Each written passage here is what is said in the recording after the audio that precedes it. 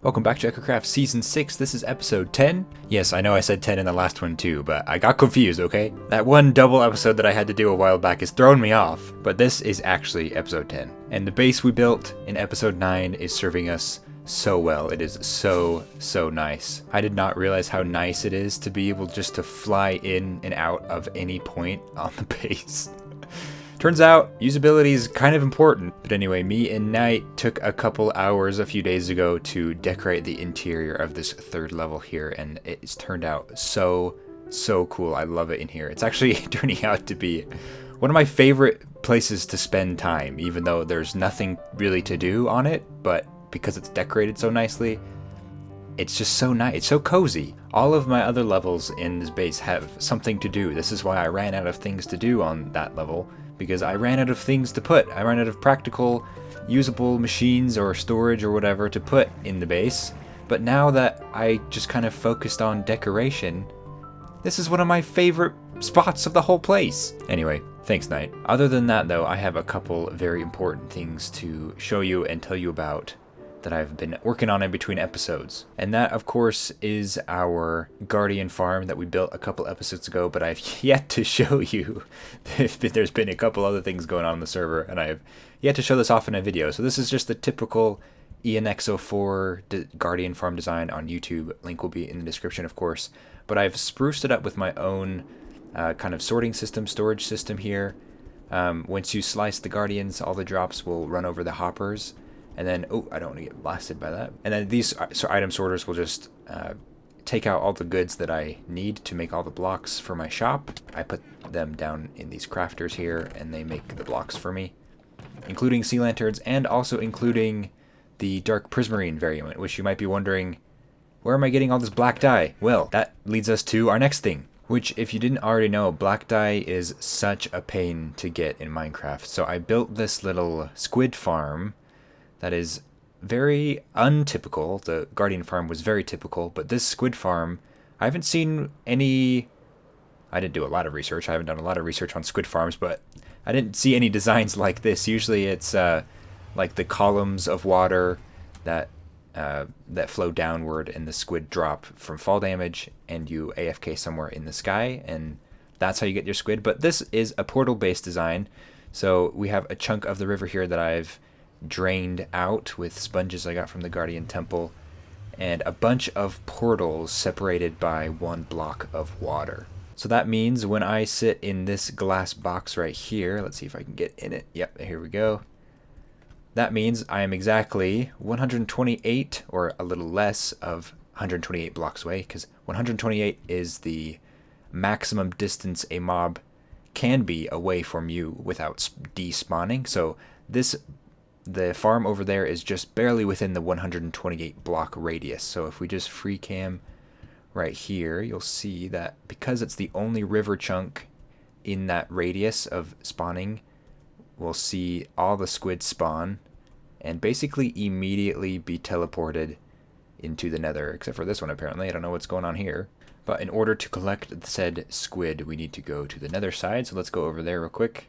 And here we are on the collection side. So I've spent some time here, so there's already a bunch of ink sacks here already, but it is so fast that I'll probably never need to AFK here, like overnight or anything, because it's ridiculous how fast this is. So I'm going to be selling this in the shopping district alongside my dark prismarine. Speaking of the shopping district, though, I think it's time to check to see if we've made any sales. Nope.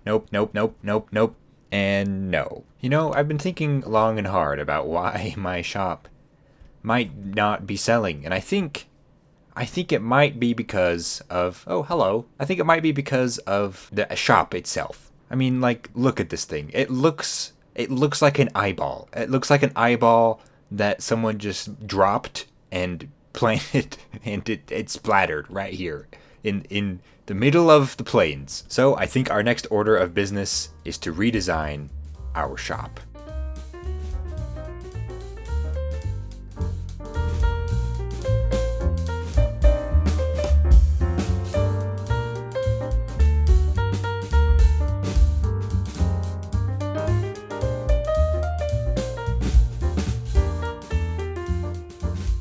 And here we have it, the new and improved snowball shop. Well, it's not a snowball anymore, it's an actual shop. It looks like a building. This little display piece here is possible through the armor stand mod. So these are actually a bunch of armor stands. If we turn one of them visible here, you can see that it's really just an armor stand that we have added a mod to manipulate and to position in such ways to make things like this possible. It makes it very much easier. It makes it a lot easier. Makes it a lot easier to see what the shop is actually selling. So that's why we put that up there, and that's what's allowing us to do that little display piece right there. In terms of the building itself, it's just a modern style, simple house that I built in Minecraft. Modern styles work really well in Minecraft because of the right angles and the blocky shapes, and so I think it turned out all right. And then for the inside, we actually do have an interior here. We have a couple of rooms that are selling all the different stuff. For example, the kitchen is selling all of the prismarine blocks. Upstairs we have the snow stuff for sale, and then back in the bedroom here is where the black ink is sold. So hopefully now people realize that they actually need to buy all of my supplies that I am selling in this shop. There is no more excuses. How clear could it be what I am selling?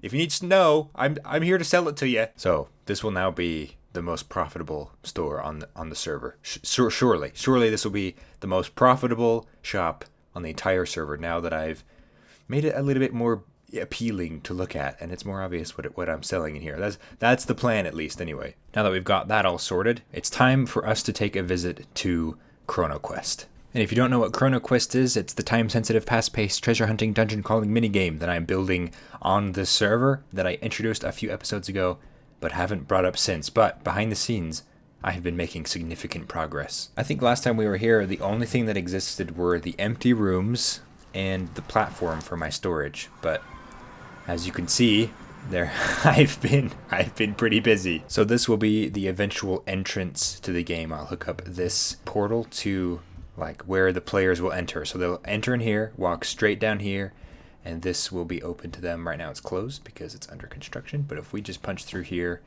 this is the ChronoQuest lobby. So this is the first thing that people will see when they enter ChronoQuest, or at least when they go down the stairs and enter the lobby here. So this is the entrance.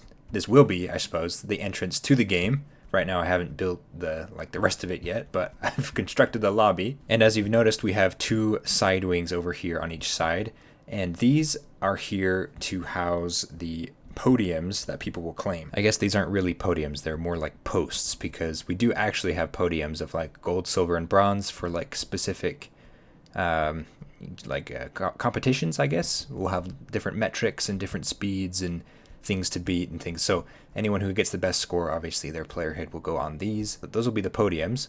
But these posts will be for every individual player. So even if you don't win any high score or anything, the first thing that you'll do when you enter ChronoQuest is claim one of these posts by putting your head up on the top here and then putting your custom banner right here on this block. Because in order to play ChronoQuest, you'll have to make your own custom banner, and it'll just be helpful to know what everyone's banners look like, and because eventually you'll be able to visit the end of the game and see who has planted their banner, essentially see who's won. So let's say, for example, this is my first time at ChronoQuest and I want to claim a post. So I'll just pretend like this lantern is my head right there, and this banner is my banner that I designed. By the way, this is the official ChronoQuest banner. You might have seen it upon walking in. This will be the official insignia, the logo of ChronoQuest on this banner. But I have just claimed this post as my own, and in this barrel I can keep all of my time tokens, all of the things that are pertinent to doing better at the game. So once I've finished constructing the game, ideally a player will come claim a post here, take their token box from this barrel here that I'll provide, and just start playing right away. Obviously, I haven't built this part yet, so this just drops off into the... Oh, just like that, just like that. There will be a room here eventually. I just haven't gotten around to build it because I've been building layer 1. And the theme of the first layer, I'm calling it the sunken caves. So I've done my best to try and recreate a cave system in the sky here. So this is the starting point of the game, the quest here. So the player will enter right here after they've done all the preparatory stuff needed, setting the spawn, setting your pearl, submitting your tokens, etc. This is the first thing that the player will walk into. So they'll walk down here, and they will walk straight into the sunken caves. Now keep in mind that the objective of the quest here is to find the very end of the quest, right? It's to make your way to the end and plant your banner there. That's how you've known. That's how you conquer it, essentially. So this whole thing is designed to be a little bit of a maze. And for that reason, this will be the only part of level 1 of the Sunken Caves that I will show you, because I know that there's echoes watching this, and I know that there's echoes watching this that want to gain an advantage, and I'm not going to give it to them. But just know that level 1 is already all complete, and I could not be more excited about it. With all that being said, I think that we should get started on doing these preparatory staging rooms, because it's a really important part of the game. I think it's the most important part of the game, because that's where all the brains live. It's where the timer lives. It's where the token exchange happens, the submission.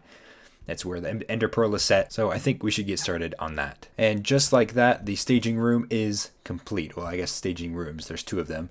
The first of which is where the player will take off all of their armor and empty their inventory, so that they only enter the game with their box and the banner. There's also clear signs everywhere to kind of guide the player and remind the player what each barrel does. So for example, empty your inventory here, and on the other side, the token box returns here. So after your run, in order to retrieve your token box, you need to retrieve it from this barrel. The glass here will be lifted up so you can have access to it. But moving on to the second room, again, we have very clear signage. Step 1 is to set your pearl right here in this, future water column that will live there.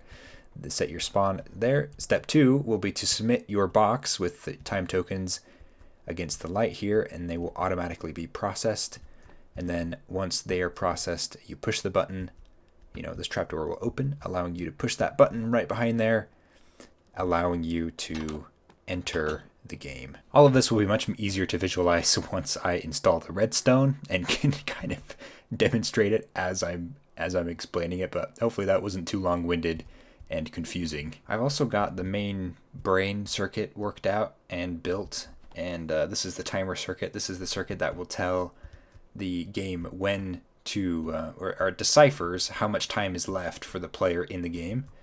Yeah, I don't know how I don't know how in detail you as the viewer want me to go into these kinds of nitty-gritty redstone stuff, but yeah, I have a different color for each circuit. So dark blue is the timer, light blue is the timer reset, black is the token processing, pink is for the iron doors and pistons in the staging rooms, orange just over there tells the system whether or not the game is active, magenta is to retrieve the player when the time is up, brown is to keep track of how many total times people have run the quest, and the smooth stone, granite, and diorite are all there for various staging room things, and like the entry door, piston doors and stuff.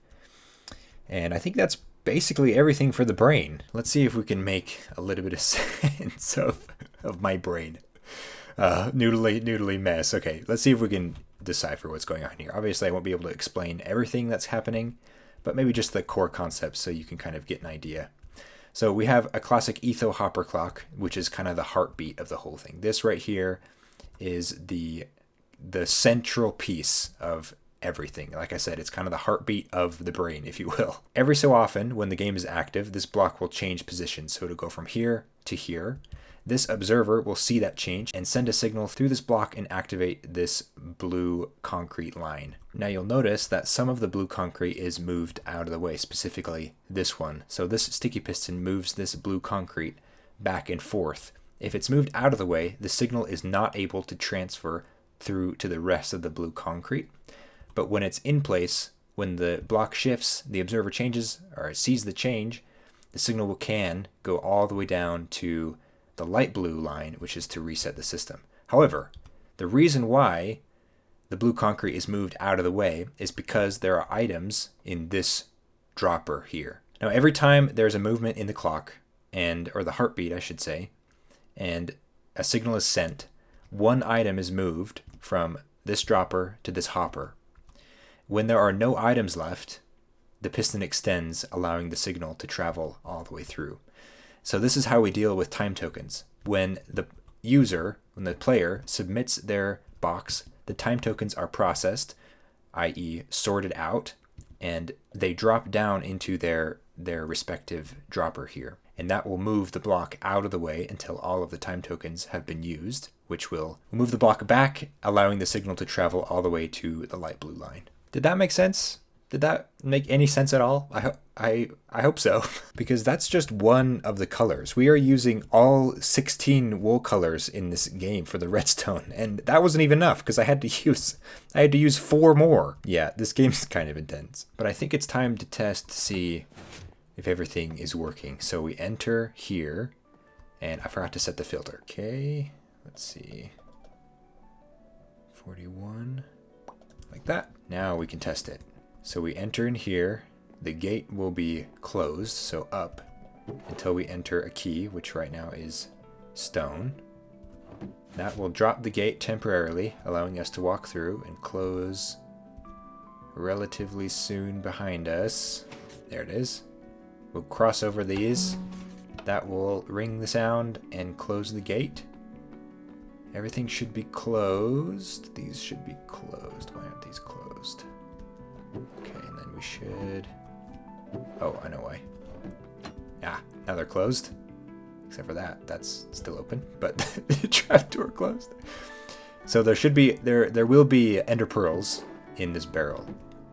And the piston should only grant you access to submit your tokens, and this trapdoor should only open when you've removed the ender pearl and set it in the water that will be here.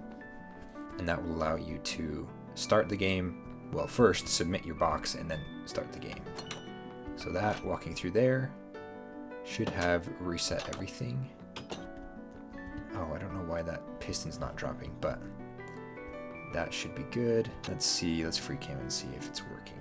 Okay, the light's on, that's good. That means it's all active and running. The clock seems to be going back and forth. We didn't submit any tokens, so those 2 pieces of black, or that's blue, those 2 pieces of blue concrete are in the right place. We should get in just a couple of movements. Oh, and that was our last movement until light blue will activate and reset the whole thing. Let's see what happened. There it is. The signal went all the way down. You saw that go all the way across. Light blue is activated, and that would have activated our ender pearl and sent us back, but we didn't set one, obviously.